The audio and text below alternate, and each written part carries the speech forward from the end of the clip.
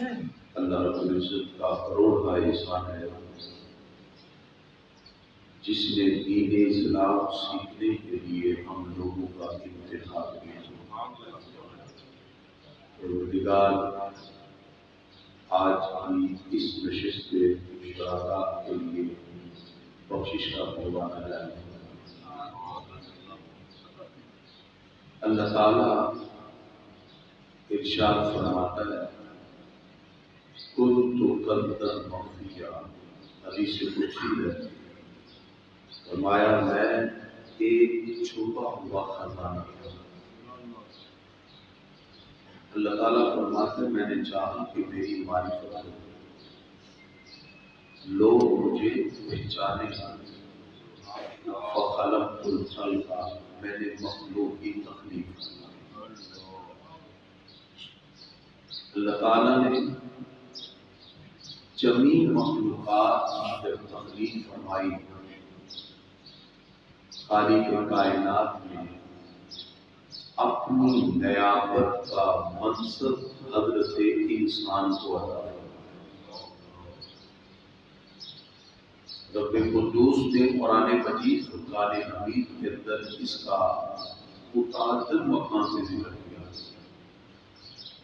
جس وقت خالق کائنات نے یہ چاہا کہ میری معرفت ہو، تو اللہ رب العزت نے یہ عظمت انسان کو عطا کی، اسے اشرف المخلوقات بھی بنایا اور اپنی نیابت کا منصب بھی عطا کیا۔ نبی کریم صلی اللہ تعالی وسلم کو اللہ نے تمام مخلوقات میں سب سے اعلیٰ ترین مقام عطا فرمایا۔ جہاں جمیع مخلوقات میں انسان کو شرف ملا، وہاں اللہ تعالیٰ نے انسانوں، جنات، فرشتوں، چرند پرند، حیوانات، جمادات سب میں اعلیٰ ترین مقام جناب محمد رسول اللہ صلی اللہ علیہ وسلم آپ کو پروردگار نے ارشاد فرمایا تلک الرسل فضلنا بعضهم علی بعض، یہ رسول ہیں جن میں سے بعض کو ہم نے بعض پر فضیلت عطا کی۔ منہم من کلم اللہ، ان میں سے کوئی کلام کرتا ہے رب سے تو کلیم اللہ بن گیا۔ ورفع بعضهم درجات، اللہ نے کسی کو سارے درجوں بلند کیا۔ مفسرین نے لکھا جو سارے درجوں بلند ہیں وہ ہم سب کے آقا امام الانبیاء علیہ السلام۔ پروردگار نے عالم ارواح میں جب سب کی روحوں کی تخلیق فرما دی تو حضور صلی اللہ علیہ وسلم کی روح مبارک کی تخلیق ہو چکی، تو سارے انبیاء کرام، رسول الکرام، ان سے اللہ رب العزت نے وعدہ لیا وَإِذْ أَخَذَ اللَّهُ مِيثَاقَ النَّبِيِّينَ لَمَا آتَيْتُكُم مِّن كِتَابٍ وَحِكْمَةٍ ثُمَّ جَاءَكُمْ رَسُولٌ مُصَدِّقٌ لِّمَا مَعَكُمْ لَتُؤْمِنُنَّ بِهِ وَلَتَنصُرُنَّهُ۔ اللہ فرماتا ہے جب ہم نے تمام انبیاء اور رسول اعظام کے لوگوں سے وعدہ لیا کہ ہم تمہیں منصب نبوت اور رسالت تو دیں گے، لیکن ہم سے وعدہ کرو اگر تمہارے دور رسالت و نبوت میں میرے محبوب آ جائیں تو تم سب نے اپنا کلمہ چھوڑ کر میرے محبوب کا کلمہ پڑھ لینا۔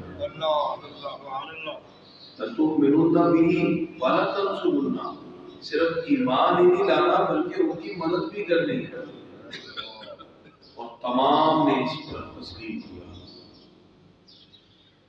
تو پتہ چلا اللہ تعالیٰ نے انبیاء کرام، رسول اعظام میں بھی سب سے اعلیٰ مرتبہ ہمارے پیارے نبی صلی اللہ علیہ وسلم کو عطا فرمایا۔ آج کا ہمارا موضوع چونکہ عقیدے سے متعلق ہے۔ سلسلہ نبوت اور رسالت میں اللہ رب العزت نے باقی تمام انبیاء کرام رسول نظام پر ہمارے پیارے نبی صلی اللہ علیہ وسلم کو کئی اعتبار سے عظمت اور فضیلت عطا کی۔ پہلے جتنے انبیاء کرام گزرے ان کی رسالت و نبوت میں اور ہمارے پیارے نبی صلی اللہ علیہ وسلم کی رسالت و نبوت میں بہت سا فرق ہے۔ اور چونکہ آج کی ہماری گفتگو کا موضوع سخن ہے عقیدہ ختم نبوت، یہ عقیدہ ہمیں جہاں ایمان کی لذتوں سے سرشار کرتا ہے وہاں رسول اللہ صلی اللہ علیہ وسلم کی عظمتوں کو دل سے محسوس کرنے اور تسلیم کرنے کے لیے ہمارے لیے موجود و بھاگی۔ اب باقی انبیاء کرام اور آقا علیہ الصلوۃ والسلام کی اگر رسالت و نبوت میں فرق دیکھیں تو پہلے انبیاء کرام کی رسالتیں عام نہیں تھی، وہ کسی ایک قوم قبیلے کے لیے رسول بن کے آئے اور خاص وقت کے لیے۔ جناب حضرت شعیب علیہ السلام اگر مدین میں ہیں اور اللہ کے رسول ہیں اور اللہ کے نبی ہیں، پیغام منتقل کر رہے ہیں، تو اللہ تعالیٰ نے مصر میں جناب حضرت موسیٰ علیہ السلام کو رسالت و نبوت کا مقام عطا کر دیا۔ اور ایک وقت میں کئی انبیاء کرام بھی ہوتے ہیں، کوئی فلسطین کے اندر اللہ کا حکم منتقل کر رہے ہیں، کوئی مصر میں اللہ کا حکم پہنچا رہے ہیں، کوئی مدین میں ہے، کوئی ملک شام میں ہے۔ وہ اپنے اپنے مخصوص علاقے میں اللہ کا پیغام منتقل کر رہے ہیں، اور ایک وقت کے بعد پھر ان کا دعوت و تبلیغ کا جو وقت اور ٹائم پیریڈ تھا وہ مکمل ہو گیا۔ اور اس طرح وہ جتنے بھی انبیاء کرام تھے اپنے وقت اور اپنے علاقے کے اعتبار سے مخصوص تھے۔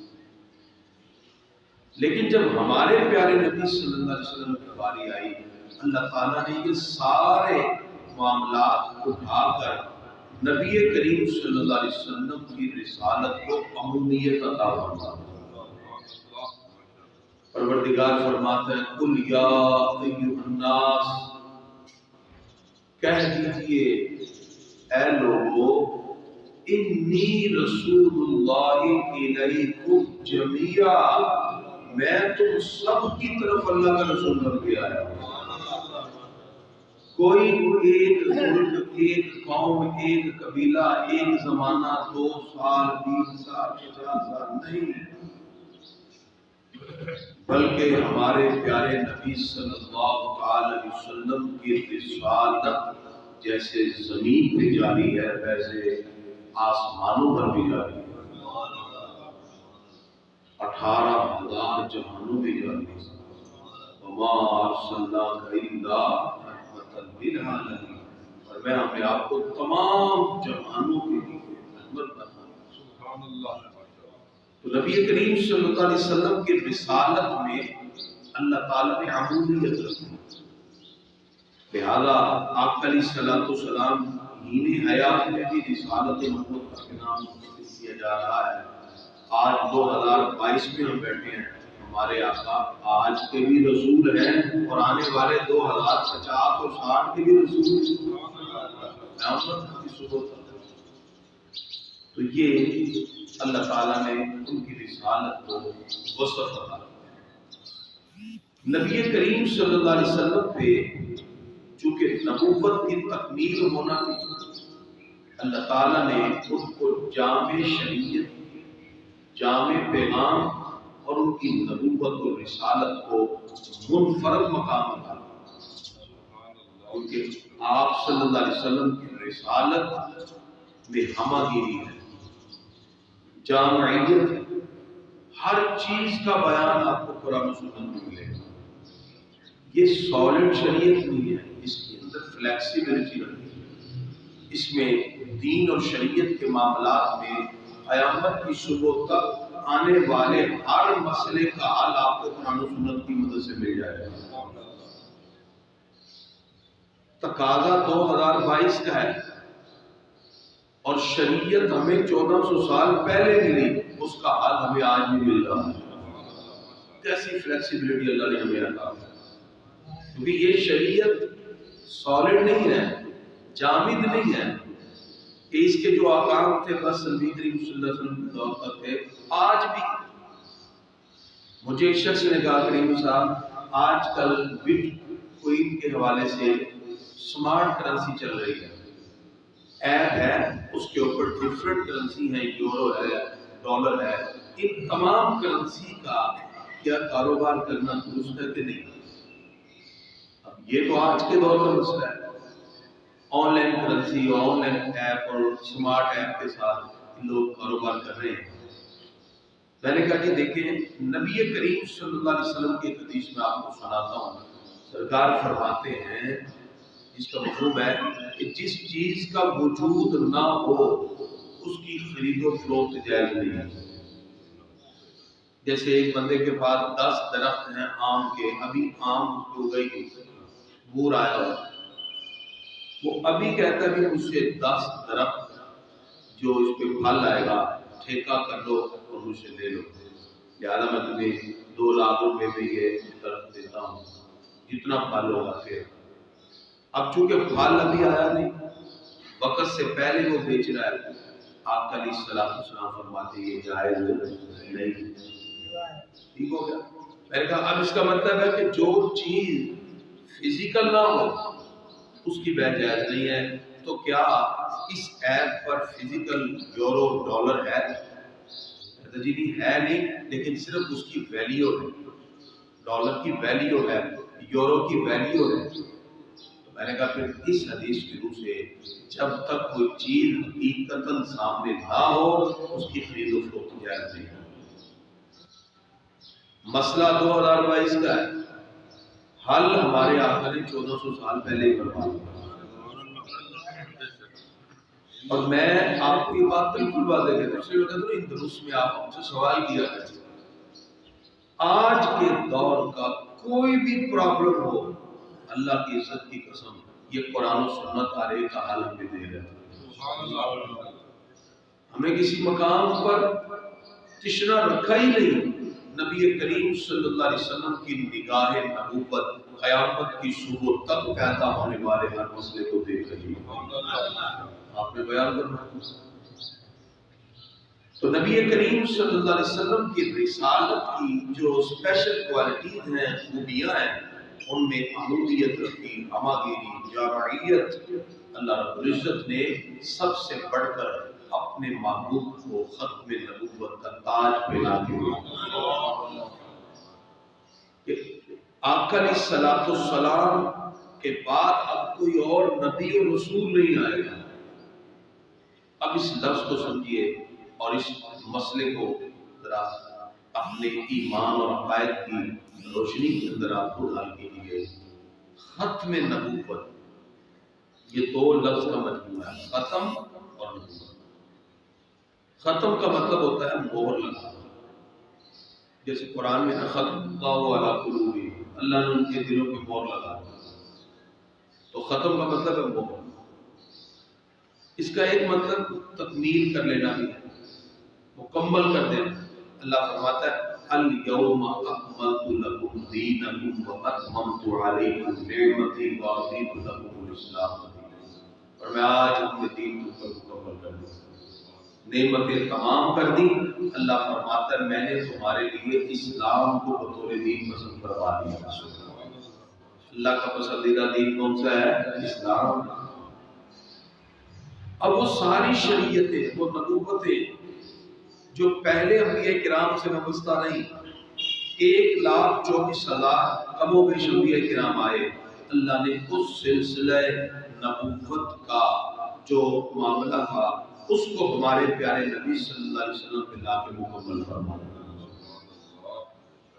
لہذا اب نبی کریم صلی اللہ تعالی علیہ وآلہ وصحبہ وبارک وسلم ان کے بعد اب کوئی اور رسول نہیں آ سکتا۔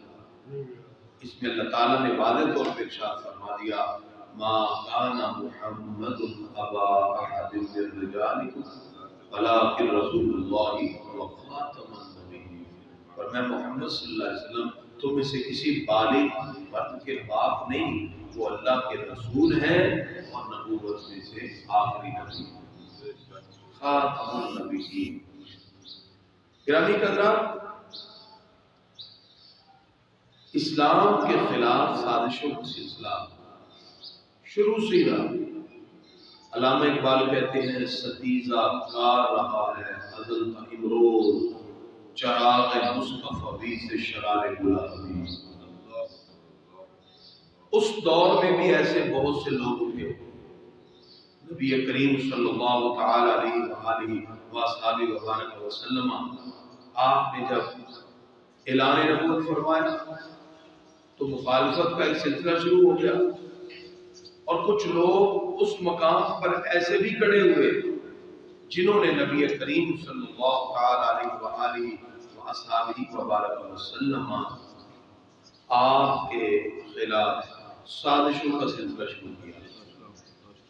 کچھ ظاہر بھی تھے اور کچھ باطن بھی تھے۔ اس سے پہلے کہ میں اس میں ایک بات کروں، آپ کو ایک ٹیکنیکل بات سمجھا دوں۔ نبوت اور رسالت یہ دونوں ڈیزگنیشن ہیں، منصب ہے۔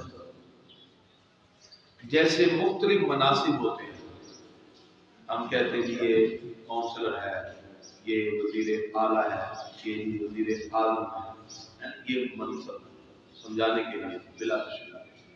اللہ تعالیٰ نے بھی کچھ مناصب اپنے چنیدہ لوگوں کو عطا کیا۔ ہم کہتے ہیں یہ ولی ہے، یہ غوث ہے، یہ قطب ہے، ایسے ولایت میں منصب۔ ایسے ہی اللہ تعالیٰ نے انبیاء اور رسول اعظام میں دو منصب رکھے، نبوت اور رسالت۔ نبوت اور رسالت دو ایسے منصب ہیں جو انسان اپنی عبادت، محنت، ریاضت سے حاصل کر نہیں سکتا، اور نہ ہی یہ منصب اپ گریڈ ہوتے ہیں۔ ایک شخص کے لیے میں اتنا اللہ کی عبادت میں آگے بڑھ گیا کہ اللہ نے مجھے نبی بنا دیا، ایسے وہ متقی ہو سکتا ہے، ولی ہو سکتا ہے، وہ ولایت کے درجے میں پہنچ جا سکتا ہے عبادت اور ریاضت سے۔ نبوت اور رسالت کا منصب یہ ایک تو گاڈ گفٹڈ ہے، اور یہ منصب وحبی ہے، یہ کسبی نہیں ہے۔ کسبی اسے کہتے ہیں جو آپ اپنی محنت سے حاصل کر سکتے ہیں، وحبی وہ ہے جو گاڈ گفٹڈ، جو اللہ کی عطا سے ہے، جو عبادت اور ریاضت سے نہیں ملتا، محض اللہ کے فضل سے ملتا ہے۔ تو جس کو اللہ نے نبوت اور رسالت کا منصب دینا تھا، اللہ نے ازل سے ہی ان کا انتخاب فرما دیا۔ قرآن میں ہے، ہم نے اللہ فرماتا ہے سارے لوگوں سے، نبی اور رسولوں سے وعدہ کرنا، لہذا نبوت کبھی بھی اپ گریڈ نہیں ہے، وہ اللہ کی طرف سے عطا کرتا ہے۔ جب یہ بات کلیئر ہوگی کہ نبوت کسی عبادت قیادت سے نہیں ملتی، تو چونکہ یہود و نصارہ کی سازش آقا علیہ السلام کے دور میں بھی رہی، اور اس کے بعد بھی یہ سلسلہ چلتا گیا۔ نبی کریم صلی اللہ علیہ وسلم کا جیسے ہی وصال مبارک ہوا، وصال کے بالکل قریب چند لوگوں نے نبوت کے حوالے سے آواز بلند کی کہ ہم نبی ہیں۔ نبی کریم صلی اللہ علیہ وسلم کے وصال مبارک کے قریب، اور کچھ تو فوری بعد، جیسے کہ اسود انسی، طلیحہ بن خیلد، مسیلمہ کذاب، سجا بنت حارث، یہ چار جھوٹے لوگ ہیں۔ نبی کریم صلی اللہ تعالی علیہ وسلم کے وصال مبارک کے قریب مسیلمہ کذاب چند لوگوں کے ساتھ نبی کے وسلم کی بارگاہ میں آیا، باقی لوگوں نے کلمہ پڑھ لیا، اسے نہیں پڑھا، اور اس نے کچھ بے جا مطالبات شروع کر دیے کہ آپ اپنی نبوت میں مجھے حصے دار ٹھہرا لیں، اس طرح کی بات ہے۔ نبی کریم صلی اللہ علیہ وسلم کے ہاتھ میں چھڑی دی، میں اگر تو یہ بھی مجھ سے مانگے تو میں نہیں دوں گا، وہ اللہ کی طرف سے عطا کرتا منصب ہوتا ہے۔ بہرحال جس وقت یہ لوگ نکلے تو جناب سیدنا صدیق اکبر رضی اللہ عنہ کا دور خلافت کا بالکل آغاز تھا۔ آپ نے اس وقت پھر آواز حق بلند جناب سیدنا صدیق اکبر رضی اللہ تعالیٰ عنہ کے دور میں ایک عظیم جنگ ہوئی جسے جنگ یمامہ کہتے ہیں، اور یہ امت کا اتفاق اور اجماع ہوا اس پر۔ صحابہ کرام پہلے حضرت شرحبیل، آپ کو حضرت اکرمہ بن ابی جہل رضی اللہ تعالیٰ عنہ، یہ پہلے انفرادی لشکر کے ساتھ گئے۔ مسلمہ قصہ بڑی کثیر جماعت کے ساتھ مسلمانوں کے خلاف آئے۔ جس وقت حضرت خالد بن ولید رضی اللہ عنہ کو بلایا اور صحابہ کرام عقیدہ ختم نبوت کے تحفظ کے لیے پھر جنگ یمامہ کے لیے میدان یمامہ میں اترے، اور پھر تاریخ رقم بڑا تابڑتوڑ حملہ ہوا۔ ادھر سے بھی اللہ اکبر کی صدائیں، ادھر سے بھی اللہ اکبر کی صدائیں، عجیب معاملہ ہے۔ وہ بھی کہتے تھے اللہ اکبر، یہ بھی کہتے تھے اللہ اکبر۔ البدایہ والنہایہ میں ہے جو دونوں طرف سے اللہ اکبر کی صدائیں بلند ہوئی، تو صحابہ کرام نے اس دن جو نعرہ بلند کیا وہ نعرہ رسالت، سب زبان سے کہتے یا محمد یا رسول اللہ، یا محمد، اور تلواریں لے کر قلعے میں داخل ہو گئے، انہوں نے بند کر دیا، صحابی قلعے کی دیوار پہ چڑھے، اندر کے بڑا تفصیلی ہو گئی، یہاں تک کہ حضرت واشی نے بچہ مار کے مسلمہ قذاب کے جہنم حاصل کیا۔ 1200 صحابہ نے اپنی جان کا نذرانہ ختم نبوت پہ پیش کر دیا،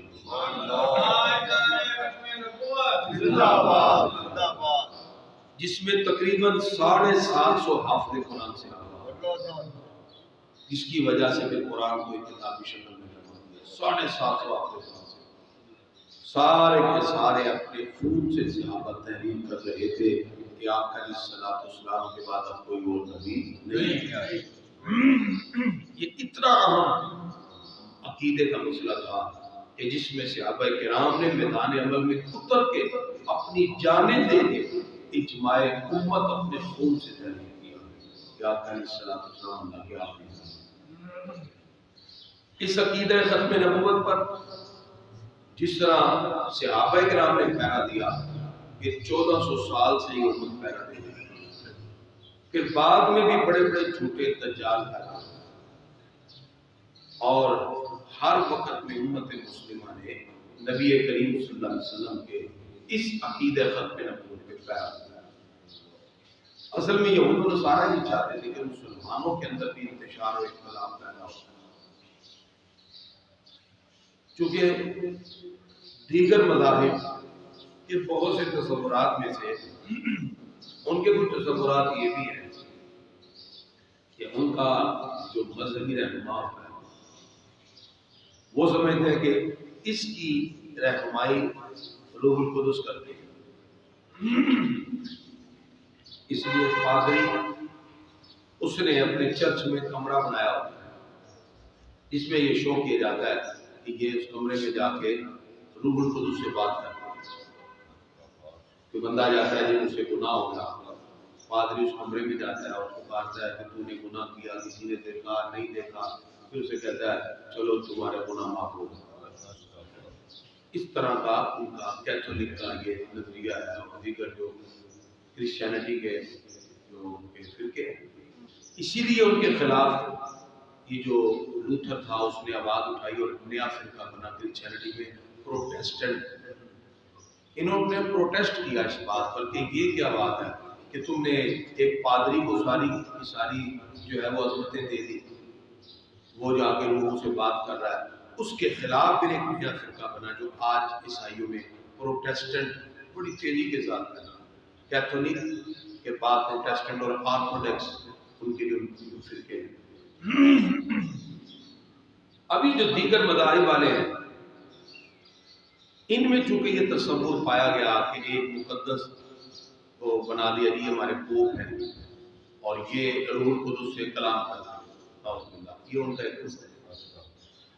وہ چاہتے تھے کہ مسلمانوں میں بھی ایسا سلسلہ ہو، تو انہوں نے اس مقصد کے لیے بر صغیر کا انتخاب کیا اور ایک ایسے شخص کا کہ جس نے پہلے قرآن پاک کی تفاسیر لکھی، پھر مجدد ہونے کا دعویٰ کیا، پھر اس نے کہا کہ میں مہدی ہوں، جس میں امام مہدی آتا ہوں میں ہوں، پھر اس نے کہا کہ میں ہی مسیح ہوں، جس مسیح نے آنا تھا وہ میں ہوں، اور بڑھتے بڑھتے اس نے کہا میں ذلی نبی ہوں، پھر کہا فروزی نبی ہوں، اور پھر نعوذ باللہ اس نے دعویٰ کر دیا کہ میں حقیقی نبی ہوں۔ اب یہ ذلی اور بروزی نبی کی اقسام نکالی، اس نے کہا ایک نبی ہوتا ہے شریعت والا، ایک ہوتا ہے بغیر شریعت والا، لہذا میں غیر تشریعی ہوں، اور نبی کے جو احکام ان سے رہ گئے اس کی تکمیل کرنی ہے۔ اس بنیاد پر پھر کئی فرق بن گئے ہوتے ہیں۔ کچھ مرزا کو آج بھی مسیح ماننے والے ہیں، وہ کہتے ہیں مسیح موعود ہے، اور کچھ مرزا کو حقیقی نبی ماننے والے ہیں، لاہوری اور رقبی گروپ الگ الگ۔ نبی کریم صلی اللہ علیہ وسلم اللہ کے آخری نبی ہیں۔ پاکستان کے اندر 1974 میں باقاعدہ طور پر ہمارے علماء اور تمام کے تمام مکاتب فکر کے لوگ بیٹھے اور اس پر 3 مہینے ان کو وقت دیا۔ قادیانی اپنے بڑے بڑے ربی لے کے آئے، لیکن وہ اپنے آپ کو مسلمان ثابت نہ کر سکے، کیونکہ ان کی کتابوں میں واضح لکھا ہے۔ مرزا نے اپنے بارے میں کہ مجھے اللہ نے نبی مبعوث کیا، بالآخر پاکستان کی پارلیمنٹ میں ان کو غیر مسلم اقلیت ڈکلیئر کیا۔ اس کے بعد سے ان کی کوشش ہے کہ کسی طرح ہمیں بھی مسلمانوں میں مساویانہ سلوک ہمارے ساتھ کیا جائے اور ہمیں حقوق دیے جائے۔ اس مقام پر یہ ذہن میں رکھیے، کوئی احمدی مسلمان نہیں ہوتا، احمدی غیر مسلم۔ مسلمان وہ ہوتا ہے جو دل و جان سے رسول اللہ صلی اللہ علیہ وسلم کو اللہ کا آخری نبی تسلیم کرے۔ اب کسی قادیانی سے بات کریں گے وہ کہے گا جی دیکھیں لا الہ الا اللہ کلمہ پڑھے، لیکن وہ اس کلمے میں جب ہمارے آقا کا نام آتا ہے وہ اس سے مراد مرزا قادیانی ہے۔ اس بنیاد پر آج کے اس موضوع میں ہم نے کوشش کی کہ جہاں دلائل سے بات کی جائے وہاں موجودہ دور میں تقاضوں کے مطابق بھی آپ عقیدہ ختم نبوت کے مسئلے کو سمجھیں۔ اس کے اندر ایک اشکال ہے، قرآن پاک کے اندر جو لفظ ہے نا خاتم النبی ولکن رسول اللہ و خاتم النبی، یہ اس لفظ کے معنی کو چینج کر دیتے ہیں کہ خاتم النبی کا مطلب ہے نبوت کی مہر لگانے والا، وہ جس پہ مہر لگا دے گا وہ نبی ہو جائے گا، لہٰذا انہوں نے مرزا غلام احمد قادیانی پہ مہر لگا دی وہ نبی ہو گا۔ اب یاد رکھیے جس کا مطلب ہمارے آقا خود گلے قدس کی پتیوں سے ارشاد فرما دے، اس کے بعد کسی بندے کی بات کی ضرورت رہتی ہے۔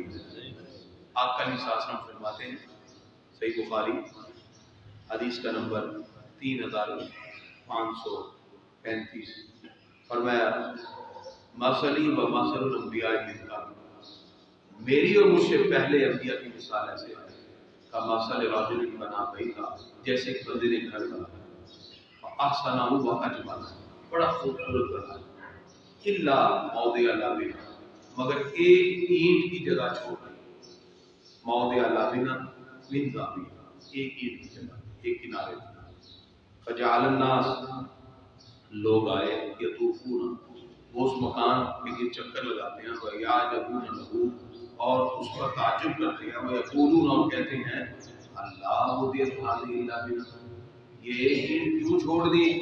فرمایا فانا اللبنہ، وہ آخری اینٹ میں ہوں، وانا خاتم النبیین، میں نے نبوت کے محل کی تکمیل فرمائی۔ جب ہمارے آقا علیہ السلام نے اپنی زبان مبارک سے فرما دیا وہ آخری میں، اس کے بعد کسی اور کی تعبیر کی ضرورت نہیں۔ اسی طرح سرکار فرماتے ہیں انا العاقب الذی لیس بعدہ نبی، میں ایسا چمکتا ستارہ ہوں جس کے بعد کوئی نبی نہیں آ سکتا۔ اور نبی کریم صلی اللہ علیہ وسلم فرماتے ہیں لا نبی بعدی ولا امت بعد امتی، میرے بعد نبی کوئی نہیں اور میری امت کے بعد امت کوئی نہیں۔ اور اسی طرح آقا علیہ السلام نے اپنے خطبہ میں ارشاد فرمایا انا آخر الانبیاء وانتم آخر الامم، میں نبیوں میں آخری ہوں تم امتوں میں آخری ہوں۔ یہ سارے دلائل اس بات کی دلیل ہے کہ نبی کریم صلی اللہ علیہ وسلم اللہ کے آخری نبی ہیں، ان کے بعد اپنے وقت بھی نہیں ہے۔ آج مختلف طریقوں سے قادیانی پھنساتے ہیں لوگ۔ مثال کے طور پہ نوجوانوں کا سب سے بڑا یہ سلسلہ ہے کہ وہ بیٹیوں کے رشتے دے دیتے ہیں، جرمنی کا جانے کا وعدہ کر لیتے ہیں، مالی طور پر سپورٹ کرتے ہیں، مسلمان بیٹیوں کے رشتے مانگتے ہیں، پتہ نہیں چلتا، اور اپنے آپ کو ظاہر بھی نہیں کرتے۔ بہت سے ایسے کیس ہمارے سامنے آئے اور شادی کے بعد پتہ چلتا ہے کہ یہ قادیانی ہے۔ اس لیے اب مجھے اگر پتہ چل جائے تو میں تو نکاح میں کہتا ہوں کہ کہو میں رسول اللہ صلی اللہ علیہ وسلم کو اللہ کا آخری نبی مانتا ہوں، اقرار کرواتے ہیں، نہیں بھی شک ہو۔ تو اس طرح ہیلے بہانے سے مالی طور پر سپورٹ کرنا، معاشی طور پر سپورٹ کرنا، رشتوں کے اندر، جیسے ایک نوجوان نے مجھے بتایا میڈیکل میں پڑھتا ہے کہ ہمارے گروپ میں کچھ لڑکیاں بھی تھیں، گروپ میں اسٹڈی کرتے تھے ایکسپیریمنٹ میڈیکل پر، وہ کہتے ہیں ہمیں نہیں پتا، کہتے انہوں نے گھر میں جانا آنا شروع کر دیا، یہاں تک کہ وہ رشتے کی بات چلی تو انہوں نے کہا ہم احمدی مسلم ہوتے ہیں۔ احمدی مسلم میرے پاس نہیں، احمدی مسلم نہیں، احمدی کافری ہوتے ہیں، وہ غیر مسلم نان مسلم، لیکن جس انداز میں وہ یہ لے کے اپنی تحریک چل رہے ہیں، اس اعتبار سے ایک تو ہم نے عقیدہ ختم نبوت کے بھی پیرا دے۔ ہمارے بزرگ کہتے تھے جو چاہتا ہے کہ میں براہ راست آپ نے آقا کی خدمت کروں، وہ عقیدہ ختم نبوت کا کام کرے، وہ یوں ہی سمجھے جیسے براہ راست سرکار کی خدمت کرنا۔ اور اس کے ساتھ ساتھ آج میں جو گروپ ہمارا بنا ہے اس میں کچھ ڈاکومنٹ اور کچھ میں ویڈیو آپ کو سینڈ کروں گا ختم نبوت پر انسان، کیونکہ ہم نے ایک نشست میں کوشش کیا خلاصہ تھا۔ آپ وہ سب لوگ آج اتوار کو اپنے اپنے گروپ میں رشتے داروں کو سب کو ضرور سینڈ کریں۔ اس میں میں نے پورا ختم نبوت کا مفہوم اور دور آدم کے ایک ایک تقاضے کو ڈسکس کیا، تو وہ آپ ضرور دیکھیے گا۔ اب اگر آپ کے ذہن میں کچھ سوال ہے پوچھیے، اس کے بعد پھر ہم دعا فرمائیں۔ جی،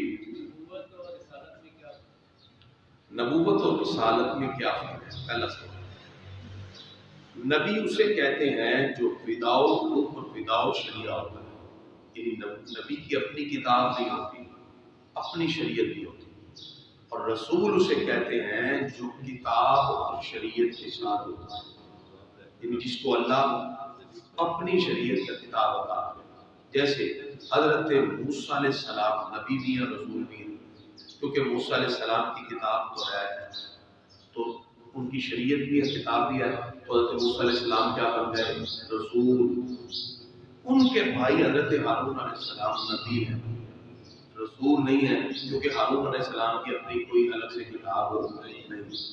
ایک رسول کی شریعت کو آگے ریپریزنٹ کرنے کے لیے، منتقل کرنے کے لیے اللہ نے کئی نبی بھیجے، تو رسول صاحب شریعت اور صاحب کتاب ہوتا ہے، اور نبی صاحب شریعت صاحب کتاب نہیں۔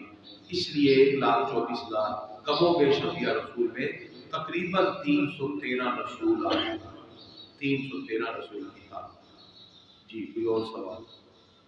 کل آپ نے سجدہ صاحب کے بارے میں بتایا، اس میں جو واجب ہے وہ تاخیر ہو جائے یا فرض کی تاخیر ہو جائے، اس کی لیمٹ کیا ہے؟ تاخیر کی لیمٹ کیا ہے؟ یہ سوال پوچھا ہے۔ سجدہ صاحب کب ہوگا، یعنی واجب کتنی لیٹ ہوگا کہ سجدہ صاحب ہوگا، یہ سوال ہے۔ تو جواب یہ ہے کہ اگر 3 مرتبہ سبحان اللہ کہنے کی مقدار تاخیر ہوگی تو سجدہ صاحب ہوگا۔ جیسے ایک شخص وَلَضَّالِّينَ آمین سورہ فاتحہ پڑھ کے اب وہ کھڑا ہے، آگے وہ سورت نہیں ملا رہا، کوئی بھی قل اللہ اور کوئی بھی، بلکہ کھڑا رہتا ہے چپ کر کے، کتنی دیر؟ سبحان اللہ سبحان اللہ سبحان اللہ، 3 مرتبہ سبحان اللہ کہنے کی مقدار۔ اگر وہ کھڑا رہے گا تو آپ اس پہ سجدہ سواجب ہوگا، ٹھیک ہو گیا؟ یعنی کہ اگر تھوڑی سی تاخیر کے بعد یاد آ گئی سبحان اللہ ایک بار کہنے کی مقدار نہیں، 2 بار نہیں، 3 مرتبہ سبحان اللہ کہنے کی مقدار اگر اس نے تاخیر کر دی فرض کی ادائیگی میں یا واجب کی ادائیگی میں، تو اس پر سجدہ صاحب لازم ہے۔ ہاں اگر وہ بھی اسی طرح اگر اتیات عبد و رسول تو پڑھ لی، آج اس نے کھڑا ہونا ہے، اس نے پڑھ لیا اللہم سجدہ صاحب لیا، اللہم صلی سجدہ صاحب لیا، اللہم صلی علی محمد، یہاں جب پہنچے گا سجدہ صاحب لیا، کیونکہ جب محمد تک پہنچے گا تو 3 مرتبہ سبحان اللہ کی مقدار پوری ہوگی اور کچھ اور۔